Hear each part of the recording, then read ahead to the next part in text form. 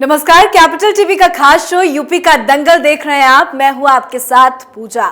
UP के दंगल में आज बात करेंगे बीजेपी के चाणक्य अमित शाह की। उत्तर प्रदेश में अगले साल होने वाले विधानसभा चुनाव से पहले केंद्रीय गृह मंत्री अमित शाह ने लखनऊ में मेरा परिवार भाजपा परिवार सदस्यता अभियान की शुरुआत की। कार्यक्रम को संबोधित करते हुए अमित शाह ने विपक्षी पार्टियों पर निशाना साधा और जमकर बरसे और बताया कि यूपी में साल 2017 के बाद कितने बदलाव आए, मिशन 2022 के लिए किस तरह से तैयार है बीजेपी। और आज अमित शाह के इसी हुंकार को समझने के लिए हमारे साथ स्टूडियो में मौजूद हैं कैपिटल टीवी के editor in chief doctor Manish Kumar. Doctor साहब, बहुत बहुत स्वागत है आपका। धन्यवाद। ढोल नगाड़ों के साथ स्वागत। और जब वो मन से बोल रहे थे तो मानो लग रहा था कि उन्होंने विपक्षियों की पोथी पटली खोल दी, एक एक करके एक एक चीजों को गिनवाया कि किस तरह से विपक्षी बीजेपी पर करारा हमला बोलते थे। और आज अमित शाह ने विपक्षियों को करारा जवाब दे दिया है। सर देखिए, आज अमित शाह अपने बेस्ट एग्रेशन मोड में थे और जिस हिसाब से उन्होंने 2-3 बातों का ऐलान किया उसके लिए दम चाहिए। पहली चीज, आप स्टेज पे खड़े होकर आप जब ये दावा करते हो कि हमने अपने 90% वादों को पूरा कर दिया, इट मीन्स समथिंग। और वो ये भी कह रहे हैं कि अभी 2 महीना बाकी है, इसको 100% कीजिए। मतलब कि भारतीय जनता पार्टी अपने कामों के आधार पे डंके की चोट पे जनता के बीच में जाने का फैसला किया है और ये कहेंगे कि हम यहाँ पे काम करके हमने दिखाया है और आगे भी हम काम करेंगे और इसलिए हमें वोट आप दें। ये हिंदुस्तान और ख़ास करके उत्तर प्रदेश की राजनीति का एक नया अध्याय है। वो इसलिए मैं कह रहा हूँ क्योंकि अभी तक जो कांग्रेस पार्टी कर रही है, जो बसपा कर रही है, जो सपा कर रही है, वो कास्ट समीकरण, कास्ट इक्वेशंस, जाति कौन किसको किधर जाएगा उससे गठबंधन करें, उस जाति को अपने साथ मिलाएं। तो एक तरफ ये इस तरह की 70s की राजनीति है और दूसरी तरफ परफॉर्मेंस की पॉलिटिक्स है। तो ये आज एक बड़ी बात अमित शाह ने एक इशारा दे दिया कि चुनाव के दौरान आगे क्या होने वाला है। दूसरी बात जो सबसे अहम उनके भाषण में, उन्होंने साफ साफ कह दिया कि योगी आदित्यनाथ को फिर से सीएम बनाएं। मतलब साफ, सारे कंफ्यूजन खत्म। लगातार इस बात को हम लोग कहते आ रहे राइट फ्रॉम द बिगिनिंग कि ये चुनाव योगी जी के चेहरे पे लड़ा जाएगा और जो दिल्ली में जो केंद्रीय नेतृत्व है वो योगी जी को बाकायदा आगे रख के वो अपना योगदान इस कैंपेन में करने वाले हैं। आज यही हुआ है। आज सारे जो उसको कह सकते हैं कि कन्फ्यूजन्स को ख़त्म कर दिया गया। कन्फ्यूज़न कहाँ था? कन्फ्यूज़न एक तो भारतीय जनता पार्टी के कुछ लोगों के अंदर भी था कि जो बीच बीच में इस तरह का बयान दे देते हैं कि चुनाव के बाद तय होगा मुख्यमंत्री कौन होगा। अब जब अमित शाह ने डिक्लेयर कर दिया, आज घोषणा कर दी गई, इसके बाद किसी की हिम्मत नहीं पड़ेगी कि कोई इस लक्ष्मण रेखा को क्रॉस करे। और अब कोई क्रॉस करेगा तो उसे बाउंड्री के बाहर भेज दिया जाएगा। मतलब ये they will go for a toss कि भाई जाओ, तुम्हारा काम भारतीय जनता पार्टी में नहीं है। तो ये 2 बातें हुई। इसमें एक और एलिमेंट ये भी है कि इस तरह की घोषणा से जो विपक्षी है, ये जो दलाल मीडिया एंटी बीजेपी जो प्रोपेगेंडा करते रहती है सोशल मीडिया पे, अखबारों में, टीवी पे, उनके लिए भी ये साफ साफ संदेश चला गया और ये डिबेट आज ये सदा के लिए खत्म हो गया। तो ये दूसरी बात जो है भारतीय जनता पार्टी। तीसरा जो सबसे अहम जिस चीज़ के लिए पूरा कार्यक्रम किया गया है कि मेरा परिवार भाजपा परिवार, 53% वोटर्स यूपी का युवा है और इसी को भारतीय जनता पार्टी टारगेट कर रही है। और युवाओं को किन किन मुद्दों से उनको लुभाना है, इसकी भी रणनीति पूरी तरह से तैयार कर ली गई है। और जिस हिसाब से जो डाटा अब तक भारतीय जनता पार्टी ने उत्तर प्रदेश के वोटर्स के कलेक्ट कर लिए हैं, उन्हें न मीडिया की ज़रूरत है, न सोशल मीडिया की ज़रूरत है।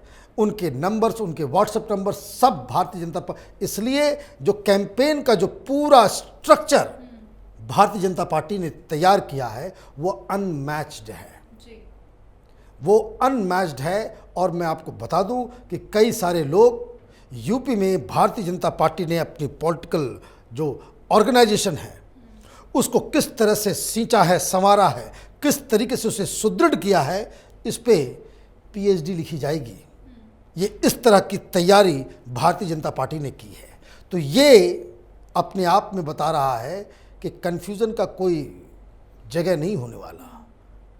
योगी आदित्यनाथ अपने कामों को लेकर के, अपने हिंदुत्व के एजेंडे को लेकर के, क्योंकि योगी आदित्यनाथ का चेहरा सामने आते ही पीछे जो हिंदुत्व का जो है वो परचम जो है अपने आप लहराना शुरू हो जाता है कि he is the symbol of that Hindutva politics. दूसरी बात, प्रधानमंत्री मोदी वो उस लाइन पे नहीं जाएंगे, वो विकास की बात करेंगे। और ये जो बीजेपी टीम के जो चाणक्य हैं, जो धोनी हैं ऑलराउंडर, वो जिस तरह से आज उन्होंने चौके छक्के मारे, वो चौके छक्के Amit Shah through out the election वो मारते रहे। बिल्कुल, और शाह नीति से विपक्षियों में हड़कंप है, क्योंकि जैसे अमित शाह मन से गरज रहे थे उसके तुरंत बाद अखिलेश यादव भी प्रेस कॉन्फ्रेंस कर लेते हैं। लेकिन अमित शाह ने आज अखिलेश यादव से कई सवाल किए हैं कि 5 साल में कितनी बार वो विदेश गए, नए नए कपड़े सिलवाकर वो अब तो सड़कों पर नजर आ रहे हैं, कोरोना काल में कहा थे, बाढ़ की जब बात होती है तो गायब नजर आते हैं, बौखलाहट बहुत ज्यादा देखी जा रही है। देखिए, डेमोक्रेसी में जो अपोजिशन की जो जिम्मेदारी होती है वो सरकार चलाने वालों से ज़्यादा होती है। सरकार चलाने वालों से ज़्यादा जिम्मेदारी डेमोक्रेसी में विपक्ष की होती है। विपक्ष को 2 काम करना होता है। एक तो जो सरकार चल रही है उसकी कमियों को, उसकी खामियों को लॉजिकली सामने लाना। दूसरा, जनता के बीच में ये विश्वास दिलाना कि जो सरकार चल रही है उसकी बजाय हमारी सरकार होती तो हम बेहतर मैनेजमेंट कर सकते थे। यूपी में भी क्या हुआ, कोरोना एक बड़ा मुद्दा बना, बाढ़ बड़ा मुद्दा बना, माइग्रेशन, जॉब्स और ये सारी चीज़ें वो भी एक मुद्दा है, राम मंदिर एक मुद्दा है, जो हिंदुत्व से जुड़े हुए जो चीज़ें हैं वो भी एक मुद्दा है, जनसंख्या को कैसे नियंत्रण करना है वो भी एक मुद्दा है, धर्मांतरण वो भी एक मुद्दा है, और जिस हिसाब से आईएसआई फंडेड जो टेररिस्ट स्लीपर सेल्स हर जगह यूपी में वो पैठ बना रहे हैं वो भी एक बड़ा मुद्दा है। अब ये सारे मुद्दों को भारतीय जनता पार्टी अलग अलग समय पे अलग अलग रूप से वो उठाएगी, और जिसकी बानगी, जिसका ट्रेलर आज अमित शाह ने दिया। उन्होंने क्या कहा? उन्होंने कहा कि भाई ये बताओ कि भाई चुनाव आया और नए नए कपड़े तुमने सिला लिए, और ये कि भाई हमारी सरकार आ रही है वो हवा में। आपने क्या किया? यूपी की जनता को यह समझना चाहिए कि भाई विपक्ष ने पिछले 5 सालों में क्या किया। कोरोना आया, विपक्षी लीडर घर के अंदर घुस गए, बैठ गए, बस प्रेस कॉन्फ्रेंस कर दिया, ट्वीट कर दिया। जनता से ऐसे कनेक्शन होगा? यही सवाल वो पूछ रहे हैं कि भाई बाढ़ आई, कोरोना आया, कहां छिपे हुए थे? और जो छिपे हुए थे तो छिपे हुए नहीं थे, इसके साथ एक लोडेड अटैक कि बताओ कितने बार तुम विदेश गए। तो यूपी में ये सारी चीज़ें जो ग्राउंड स्तर में इसका जो इमेज जाता है वो इस तरीके से जाता है कि सरकार बनने के बाद ये जो हैं अखिलेश यादव तो विदेशी घूम रहे थे, अब क्योंकि अब ये सवाल उठ गया है, आप देखिएगा 1-2 दिन के अंदर में अखिलेश यादव के पूरे विदेश यात्रा की डिटेल जो है वो आ जाएगी सामने कि कितनी कितनी बार, कितने कितने दिनों के लिए, कौन कौन से देश में वो घूमने गए। तो पूछा जाएगा कि भाई लोग बाढ़ से त्रस्त हो रहे थे, कोरोना की वजह से लोग मर रहे थे, माइग्रेशन हो रहा था, तुम ऐशमौज कर रहे थे। और ये चीज़ें क्यों पूछी जाएगी? वो इसलिए भी पूछी जाएगी क्योंकि पिछली बार 2019 के चुनाव में या उससे पहले सब लोग ये कटाक्ष करते थे कि मोदी जी विदेशी घूमते रहते हैं। विदेशी घूमते रहते हैं। अब ये सवाल बीजेपी करेगी और अखिलेश यादव को इन सवालों का जवाब देना पड़ेगा। उन्होंने एक और बात कही कि भाई आपने काम क्या किया, आपकी सरकार होती तो आप काम वाम करते हो या नहीं करते हो, क्या किया आपने परिवार के अलावा आपने क्या काम किया। और जब भी अगर ऐसा लगता है कि भाई मन आपका बदलता है, भाई देश के लिए, राज्य के लिए कुछ करना है, तो ज़्यादा से ज़्यादा आप करते क्या हो, आप अपनी जाति के लिए काम करते हो। अपॉइंटमेंट हो रहा है, मालूम चल रहा है कि भाई इनकी ही जाति के लोग जो है हर जगह वो उनका अपॉइंटमेंट हो रहा है।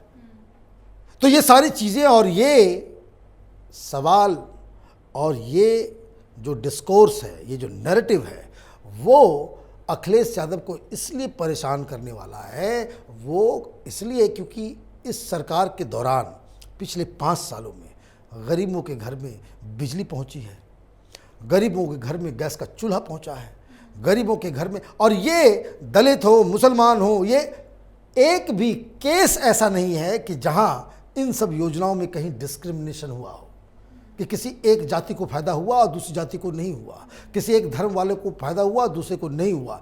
ये उत्तर प्रदेश में योगी सरकार ने ये इंश्योर किया कि अगर योजना है तो जो लोग भी, अगर बाथरूम बनना है तो वो हिंदू हो मुसलमान हो दलित हो, सबके घर बनेगा। अगर घर के लिए पैसे दिए जा रहे हैं, आर्थिक मदद दी जा रही है पक्का मकान बनाने के लिए, तो वो सबको जाएगा। जो उस क्राइटेरिया में बैठेगा वो जाएगा। कोई भी केस अब तक नहीं हुआ। और मैं आपको बता दूं, माइक्रोस्कोप लेकर के बैठा हुआ था दिल्ली का मीडिया कि प्रधानमंत्री मोदी की योजनाओं में कहीं कोई ऐसा एक घर मिल जाए कि भाई मोहल्ले में सबके पास आ गया, एक मुस्लिम घर में लाइट नहीं गई, बस वो बवाल मचा देते। न्यूयॉर्क टाइम्स में छपता, मुसलमानों के साथ बड़ा अन्याय हो रहा है। तो वो चीज़ें मिली नहीं। तो ये एक नैरेटिव कि हमने विकास किया, लोगों को मदद की, हम लोगों को पैसे भी दे रहे हैं, अनाज भी पहुंचा रहे हैं, हम घर बनाने के लिए पैसा दे रहे हैं, हम बाथरूम बनाने के लिए पैसा दे रहे हैं, हम गैस सिलेंडर दे रहे हैं, हम तमाम सुविधाएं दे रहे हैं और सबके लिए ये काम कर रहे हैं। आप तो सिर्फ अपनी जाति के लिए करते हो। तो ये अटैक बड़ा पोटेंट अटैक है।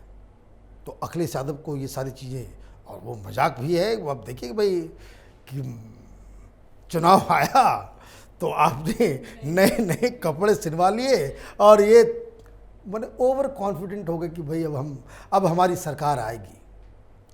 एक और सवाल उठेगा, दिसंबर के बाद उठेगा। वो ये उठेगा जब यूपी में सारे एडल्ट्स को वैक्सीनेशन कर दिया जाएगा, टीकाकरण सबका हो जाएगा, तब उनसे पूछताछ होगी कि भाई आपने तो कहा था कि आप नहीं लगवाएंगे, हमारी सरकार आएगी तब। अब तो कोई बचा ही नहीं लगवाने के लिए, हमने तो सारा काम कर दिया, अब आपकी ज़रूरत ही क्या है।